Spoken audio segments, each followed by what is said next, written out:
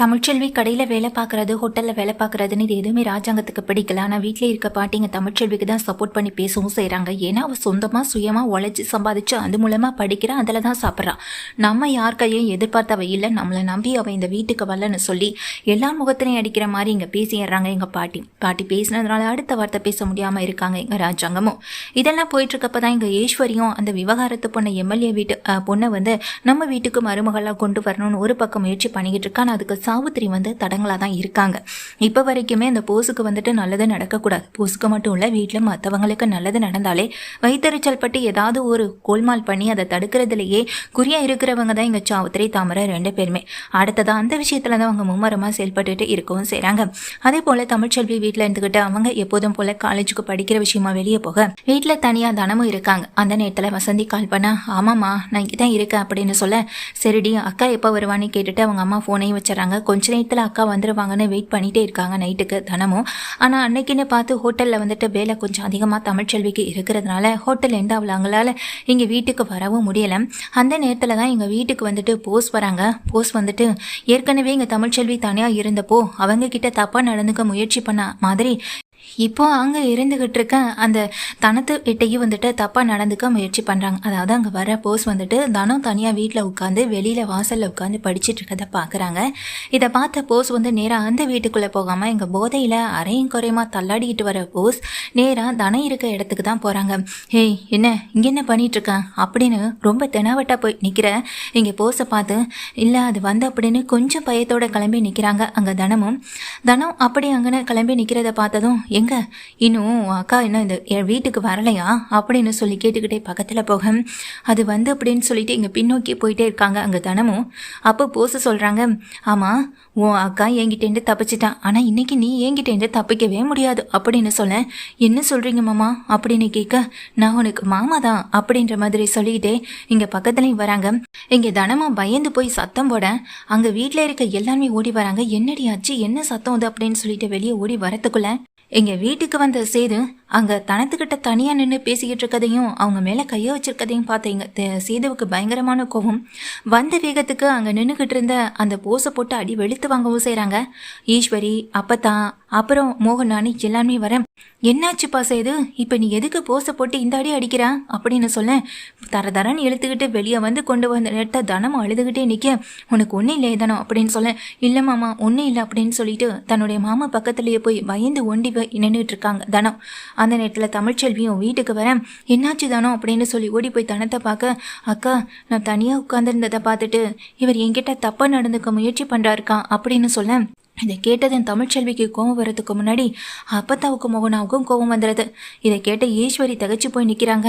இவனால நம்ம வீட்லேயும் சரி நமக்கும் சரி நல்லதே நடக்க மாட்டுது. இப்போதான் ஒரு வழியாக பெரிய விஷயம் பண்ணி இந்த வீட்டுக்குள்ளே வந்தான் நினச்சா அடுத்தது தப்பு பண்ண மேலே தப்பு பண்ணிகிட்டே இருக்கானே அப்படின்னு ரொம்ப கோபப்பட்டு இருக்கிற ஈஸ்வரி அங்கே எல்லார்கிட்டையும் நல்ல பேர் வாங்கணுங்கிறதுக்காக தன்னுடைய மகன் போஸும் கூட பார்க்காம அடிக்க போன அந்த நேரத்தில் மோகன் அப்பல்லான்னு ஒரு அறையை போஸ்க்கு கொடுத்துட்றாங்க.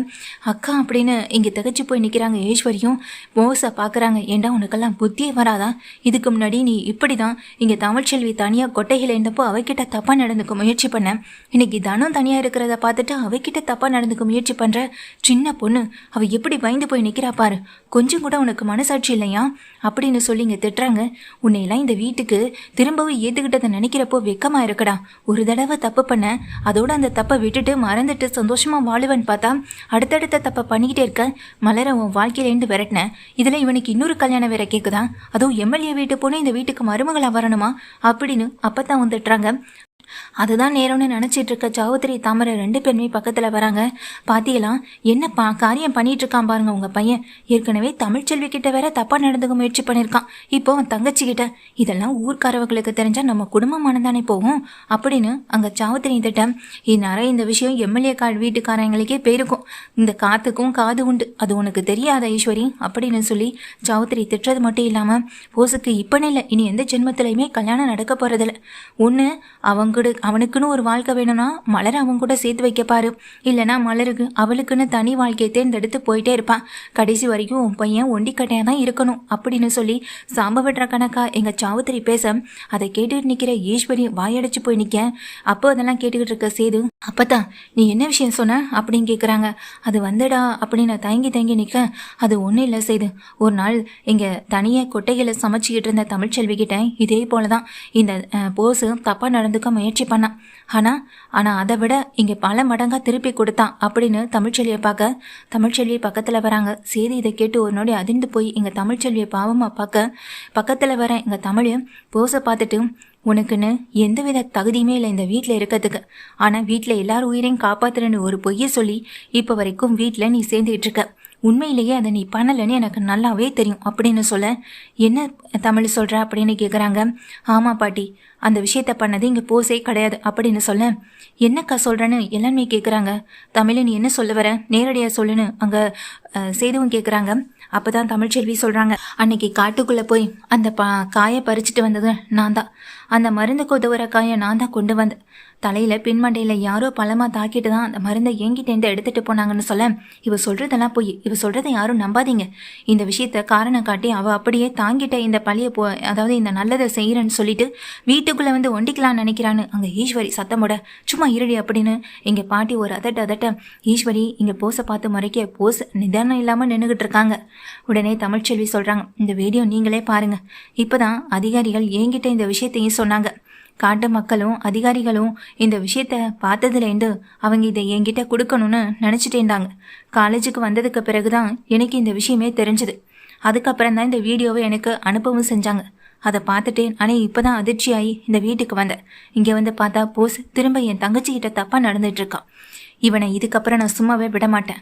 இவனுக்கான தண்டனை வாங்கி கொடுக்க போகிறேன். இது நாள் வரைக்கும் மலரக்கா வாழ்க்கை பாதிக்கப்பட்டுருமோன்னு பயந்து ஒதுங்கினதெல்லாம் போதும். இவனால் மற்ற பொண்ணுங்களுடைய வாழ்க்கை பாதிக்கக்கூடாதுன்னா இவன் இந்த வீட்டில் இருக்கிறத விட ஜெயிலில் இருக்கிறதான் சரியான வழியாக இருக்கணும்னு சொல்ல, தமிழ் அப்படி ஒரு தப்பான விஷயத்த பண்ணிடாத தமிழ், என்னோட ஒத்த பிள்ளை தமிழ்னு சொல்லிட்டு காலில் விழுகிறாங்க. இதே ஒத்த பிள்ளை தப்பு பண்ணும்போதே தெரியல, ஆனால் இந்த ஒத்த பிள்ளைக்காக காலில் விழுறதுக்கு மட்டும் உங்களுக்கு எப்படி மனசு வருதுன்னு சொல்லி தமிழ்ச்செல்வி கேட்க சேது சொல்கிறாங்க, ஐயா சேது அப்படின்னு பக்கத்தில் தமிழ் சொல்கிற விஷயத்துக்கு இனி நான் என்றைக்குமே தடங்களாக இருக்க மாட்டேன். ஏன்னா இது அவங்களுடைய தனிப்பட்ட விருப்பம். ஒரு தடவை தப்பு பண்ணால் மன்னிக்கலாம், அதே தப்பை திரும்ப திரும்ப பண்ணால் எப்படி மன்னிக்கிறது? பத்தாத்துக்கு வீட்டில் எல்லார்கிட்டையும் போய் சொல்லி ஏமாத்திருக்கான்.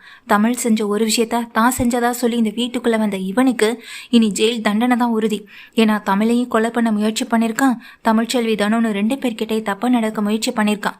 இதுக்கான தண்டனை போஸ்க்கு நிச்சயமா கிடைக்கும்னு அங்க போஸ் ஆட்டி வெளுத்து வாங்குறது மட்டும் இல்லாம ராஜாங்கம் சன்னாசினி இது எல்லாத்தையுமே அங்க வெளியில வந்தவங்க அது எல்லாத்தையும் கேட்டு அதிர்ந்து போய் நிற்க, மாமா என் பிள்ளையை காப்பாத்துக்க மாமான்னு சொல்ல தமிழ்ச்செல்வி போலீஸ்ல கம்ப்ளைண்ட் கொடுத்துறாங்க. கம்ப்ளைண்ட் கொடுத்த ஃபோன் பண்ணி சொன்ன அடுத்த நிமிஷமே போலீஸ் எம்எல்ஏ வீட்டு வாசல் முன்னாடி நிற்கவும் செய்து, எம்எல்ஏ வீட்டுக்கு வந்த போலீஸ் வந்துட்டு நேராக தரதரன்னு அந்த போஸை பிடிச்சி இழுத்துட்டு போகவும் செய்ய, ஐயா போஸுன்னு போக, இது இந்த ஈஸ்வரிக்கு தேவைதாண்டி, எம்எல்ஏ வீட்டு பொண்ணு இந்த வீட்டுக்கு மருமகளாக வரணுமா?